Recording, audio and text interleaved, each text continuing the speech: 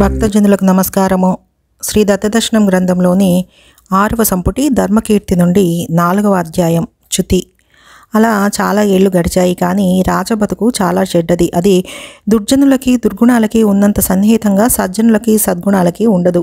క్రమంగా అతని దగ్గరికి హేతువాదులని పేరు పెట్టుకున్న భ్రష్టబుద్ధులు చేరారు. ప్రతివాడికి బోధ చెయ్యాలనే వెర్రొకటి ఉంది కదా ఇతనికి.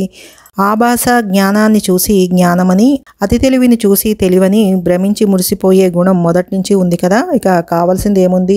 వారందరికీ ఏదో బోధ చేద్దామని వారందరినీ దగ్గర చేరనిచ్చాడు. స్వామి చెప్పాడు కదా, ఎలాంటి వాళ్ళని దగ్గర చేరతీస్తావో నువ్వు అలా అవుతావురా అని. సరిగా అలాగే జరిగింది. వాళ్ళు చేసే మెలిక ప్రశ్నలకి ఇతను సమాధానం చెప్పలేకపోయేవాడు. దాంతో స్వామి చెప్పింది సమగ్రం కాదేమో అని అనుమానం వచ్చింది మొదట్లో. చెప్పిన విషయంలోనే ఏదైనా లోటుందేమో అనిపించింది తర్వాత అసలు స్వామి ఈ ధర్మాలు ఆచరించడం లేదు కదా, నాకెలా చెప్పాడనిపించింది. అటు పైన స్వామిదంతా వట్టి డాంబికమని ఏదో తను అడిగాడు కనుక అక్కడ విన్నవి ఇక్కడ విన్నవి పోగు చేసి చెప్పాడు. అంతేకాని ధర్మ నిర్ణయం చేయడానికి కావలసిన శాస్త్రజ్ఞానం ఆయనకు లేనే లేదని అనిపించింది. ఇంతకన్నా వివరాలు ఎందుకు? వాడు నాస్తికుల సంఘాతంలో పడి క్రమంగా నాస్తికుల్ని మించిపోయాడు. అబ్బా, భ్రష్టత కవదులు లేవు కదా. అందులోనూ రాజు భ్రష్టుడు కావడం మొదలు పెడితే వాణ్ణి ఆపగలవాడెవడు? రాను రాను అతడు సప్త వ్యసనాలకు మారుపేరుగా మారిపోయాడు. అసలే యథారాజా తథా ప్రజ అని సామెత.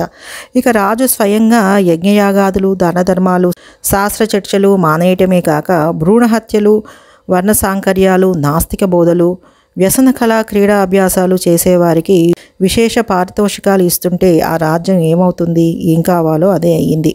ఇతనికి తన పాపమే కాక రాష్ట్రాకృతం పాపం అని ఉంది కనుక రాజ్యంలో వారందరి పాపాలు కూడా వచ్చి నెత్తిన పడసాగాయి.